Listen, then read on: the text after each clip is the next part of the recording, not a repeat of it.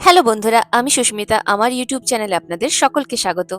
আমার আগের ভিডিওটাতেই আপনারা দেখেছেন যে আমরা ওজারকি স্টেট পার্কে কোথায় কোথায় কেমন ঘুরলাম। আজকে আমরা সকাল সকালই বেরিয়ে পড়েছিলাম ব্র্যানসনের উদ্দেশ্যে। আমরা যেহেতু শুধু ব্রেকফাস্ট করেই বেরিয়েছি, সেই জন্য রাস্তায় আমরা একটু লাঞ্চের জন্য কিছু খাবার তুলে নিলাম। এই দিকটায় রয়েছে বিভিন্ন ধরনের কোল্ড ড্রিঙ্কসের ব্যবস্থা, আর এই পাশে রয়েছে জুস। চলুন, আমরা খাবারটা প্যাক করে নিয়েছি, এবার এগোই। চিপোটলে এখানে একটা খুবই ফেমাস রেস্টুরেন্ট, মেক্সিকান রেস্টুরেন্ট। আমি যদিও বা প্রথমবার খাবো, তবে শুনেছি নাকি এখানে ভালোই খাবার পাওয়া যায়। আমরা আমাদের প্রয়োজন মতো খাওয়ার আর জল সবকিছুই গাড়িতে প্যাক করে নিয়েছি, কারণ আমাদের হোটেল থেকে ব্র্যানসন অনেকটাই রাস্তা, প্রায় ধরুন 2.5 ঘন্টার রাস্তা। চলুন আবার যাত্রা শুরু করা যাক। আমাদের এই পুরো জার্নিটাই একরকম একটা রোড ট্রিপ, মানে বেশিরভাগটাই আমাদের রাস্তাতেই কেটেছে। রাস্তার দুপাশটাই এত সুন্দর প্রাকৃতিক দৃশ্যে মোড়া আছে যে দু চোখ ভরে যেন দেখতে ইচ্ছা করে। চলুন, আমরা চলে এসেছি ডগউড ক্যানিয়ন নেচার পার্কে। এই নেচার পার্কের এন্ট্রি ফিজ হচ্ছে পার হেড $18, মানে আমাদের ভারতীয় টাকায় 1500 টাকার মতো। এখানে সবাই আমরা হাতে একটা ব্যান্ড পরে নিচ্ছি, এটা দেখি আমাদের ভেতরে ঢুকতে দেবে, মানে এন্ট্রি পাস একরকম। দুদিন মেঘলা আকাশ ছিল, কিন্তু আজকে আকাশ একদম পরিষ্কার, সেই জন্য চারিদিকটা এত সুন্দর দেখাচ্ছে, ঝকঝকে একদম। মেঘের কোল থেকে রোদ যেন উপচে পড়ছে, অসাধারণ লাগছে। পার্কের ভেতরটা ঢোকার আগে একটা ছোট্ট মতো মিউজিয়াম রয়েছে, আমরা ওটাও কিছুক্ষণ ঘুরে দেখলাম। মিউজিয়ামটাতে দেখছি পুরনো আদিম বাসিন্দাদেরই ব্যবহার্য জিনিসপত্রগুলো এখানে রাখা রয়েছে। মিউজিয়ামের এই পাশটায় জানলা দিয়ে ভিউটা দেখুন, কি অসাধারণ লাগছে না? এই দিকটায় দেখছি সেই সময়ে বিভিন্ন ধরনের গয়নাগাটিগুলো এখানে রয়েছে, যেমন এটা একটা নেকলেস আর ইয়াররিং। আরো বেশ কয়েক ধরনের গয়নাগাটি রয়েছে, এগুলিই ভর্তি রয়েছে। আর এখানে একটা বিশাল বড় ডায়নোসর। আমরা এখানে বেশিক্ষণ থাকিনি, কিছুটা সময় কাটানোর পর এগিয়ে গেলাম সামনের দিকে। এখানে আমাদের এন্ট্রি পাসটা দেখিয়ে নিয়ে ভেতরে যেতে দিল। এখান থেকে শুরু হলো আমাদের পার্কের ভেতরে ঢোকা। তবে পার্কে ঢোকার আগে এখানে একটা ছোট্ট দোকানের মতো আছে, একবারটাই দোকানটাও আমরা ঘুরে নিলাম। সবে সবে ক্রিসমাস গেছে তো, সেই জন্য এখনো দোকানগুলোতে ক্রিসমাসের জিনিসই সাজানো। আর এই দিকটায় রয়েছে ফ্রিজ ম্যাগনেট। আমার এখান থেকে একটা ফ্রিজ ম্যাগনেট নেওয়ার ইচ্ছা ছিল, তাই খুঁজছিলাম। বেশি কিছু আলাদা নেই, তবে এটা ভালো লাগলো তাই এটাই নিলাম। এটা পড়েছে $3 মতো, মানে ভারতীয় টাকায় 258 টাকা। আরো বেশ অনেক সুন্দর সুন্দর জিনিসে সাজানো ছিল পুরো দোকানটা। এত এত জিনিস থাকে দোকানে যে মনে হয় সবকিছুই কিনে নিই। কোনটা ছেড়ে কোনটা কিনবো, মনে হয় এটা কিনলেও ভাল লাগবে, ওটা কিনলেও ভাল লাগবে।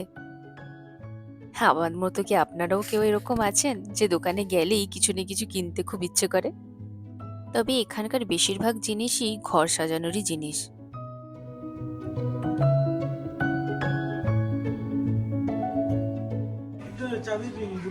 ওইটা চাবি রিং। এই চাবির রিংগুলো তো বেশ সুন্দর। এগুলো অনেকটা বন্দুকের গুলির মতো দেখতে। এর তবে দাম আছে $10, মানে হচ্ছে ওই 850 টাকার মতো। এদিকটা রয়েছে বিভিন্ন ধরনের স্কিন কেয়ারের সামগ্রী। আর স্পেশাল ব্যাপার হচ্ছে এগুলো সব গোট মিল্কের তৈরি। আমরা আর এখানে বেশিক্ষণ না থেকে বেরিয়ে পড়লাম পার্কের উদ্দেশ্যে।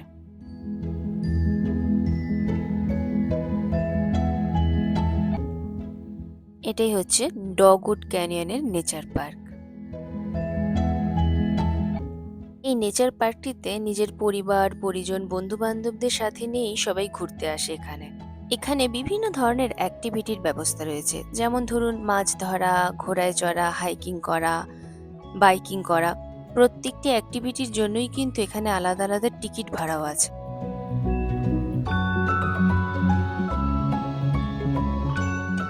এখানে মাছও ধরতে পারবেন, তবে এই মাছ ধরার জন্য এখানে $15 থেকে $20 দিতে লাগবে।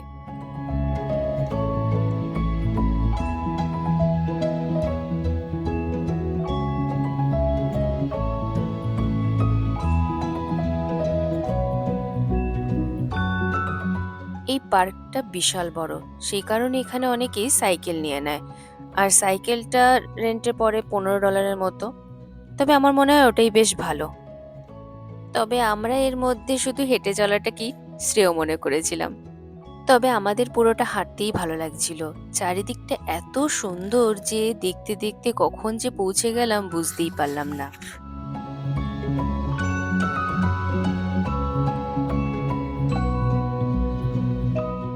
ওই যে দেখুন, এক দলের ঘোরা হয়ে গেল, তারা এবার ফিরছে।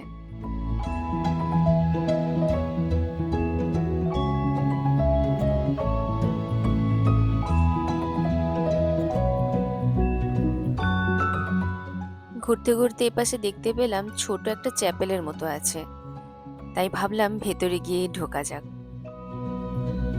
এখানে না চার্চের থেকেও চ্যাপেলগুলোকে দেখতে বেশি সুন্দর লাগে আমার।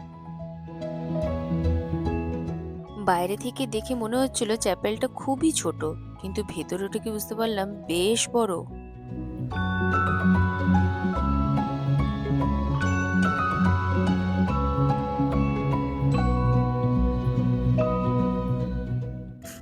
চ্যাপেলের ভেতরেই দেখুন একটা বড় বারান্দা রয়েছে, আর কি ভীষণ সুন্দর লাগছে এই বারান্দা থেকে বাইরের দৃশ্যটা। বারান্দায় আমরা অনেকক্ষণ দাঁড়িয়েছিলাম, আর বেশ কিছু ছবি তোলার পর আমরা নিচে নেমে গেলাম। দূরের এই ঝর্ণাটিকে দেখুন, কি অপূর্ব লাগছে।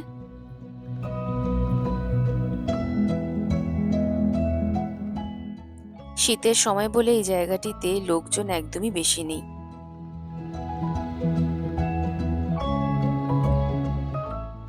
আমরা এখানে বেশ কিছু নিজেদের ছবি তুলে নিয়ে এগিয়ে গেলাম। ওই যে দূরের ওই গাড়িটা দেখতে পাচ্ছেন, ওই গাড়িতে করে যদি পুরো পার্কটা ঘোরেন তাহলে মাথা পিছু বড়দের পড়বে $34 আর বাচ্চাদের $24।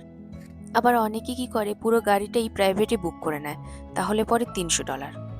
এখানে প্রতিটা জিনিসের জন্যই লাগে টাকা, শুধু হাইকিং করার ওয়াকিং এর জন্য কোনো টাকা লাগেনি।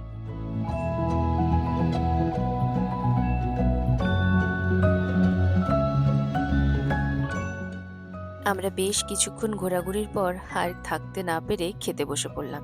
তার কারণ খিদেও পেয়েছিল প্রচুর, আর দুপুরের টাইমও হয়ে গেছিল খাওয়ার। আমরা নিয়েছিলাম এখানে একটি মেক্সিকান ডিশ। খাওয়ারটি ভারতীয় খাবারের একটু ধারে কাছে যায়, খারাপ লাগেনি অবশ্য খেতে। খাওয়ার পর আমরা আবার বেরিয়ে পড়লাম হাঁটতে। আমাদের বাকি বন্ধুরা অনেকটা এগিয়ে গেছিল, আমরা আর পাল্লা দিতে পারিনি হেঁটে ওদের সাথে। এই পুরো পার্কটাতে জুড়ে অনেকগুলো ওয়াটারফলস আছে। মজার বিষয় এটা যে এই ওয়াটারফলসগুলো কিন্তু সবকটাই ম্যানমেড, কোনোটাই ন্যাচারালি নয়। একটু আগে বলছিলাম না এখানে অনেক ফিশিং করতে আসে, সেই জন্য এখানে না অনেক পরিমাণে ট্রাউট মাছ রয়েছে। ফিশিং করলে ট্রাউট মাছই বেশি ওঠে। এখানেও দেখুন একটা সিটিং অ্যারেঞ্জমেন্ট আছে, একসাথে অনেক লোক এখানে বসে খাওয়া দাওয়া করতে পারে, গল্পগুজব করতে পারে। এখানে একটা পুরোনো দিনের ঘোড়ার গাড়িকে সাজিয়ে রাখা হয়েছে। এই দিকটা রয়েছে একটা ওয়াশরুম, একটু অন্যরকম স্টাইলের, তাই না? এই সুন্দর দেখতে ঘরটা দেখুন, এটা কাঠের তৈরি একটি ট্রি হাউস। আমাদের ভেতরে যাওয়ার ইচ্ছে ছিল, কিন্তু সময়ের অভাবে আমরা আর ভেতরে যেতে পারিনি। এই ঘরটা থেকে আবার একটা ব্রিজ গেছে, এই ব্রিজটা আবার কানেক্ট হয়েছে আরেকটা ঘরে। বেশ ভালো লাগছে তো। আর এখান থেকে রেন্ট করা সাইকেলগুলো নেওয়া হয়, ঘুরে আসার পর আবার ফেরত দিয়ে দেওয়া হয়। দূরের ওই দৃশ্যপটটি দেখুন, কি সুন্দর লাগছে। এখনো গাছের পাতাগুলিতে রং লেগে আছে, ফল কালার যায়নি এখানে। চারিদিকটাই যেন একটা সুন্দর ছবির মতো, ভীষণ সুন্দর জায়গাটা। চলুন, আমাদেরকে ওই পার্ক থেকে ফেরার পথ ধরতে হবে, কারণ শীতকালে এখানে 4টে অবধি খোলা থাকে পার্কটা। আমরা এখানকার সমস্ত সুন্দর মুহূর্তগুলোকে একসাথে ক্যামেরা বন্দি করে রেখে ফেরার পথ ধরলাম। ফিরতেও অনেকটা পথ যেতে হবে, কালকে আমাদের লাস্ট দিন। কালকে আমরা যাব হাহাটঙ্কা। পরের ভিডিওটিতে দেখাবো হাহাটঙ্কাতে আমরা কেমন ঘুরলাম। আজ তবে চলি। আপনারা সবাই ভালো থাকবেন, সুস্থ থাকবেন। আমার ভিডিওটি ভালো লাগলে লাইক আর সাবস্ক্রাইব করে দেবেন।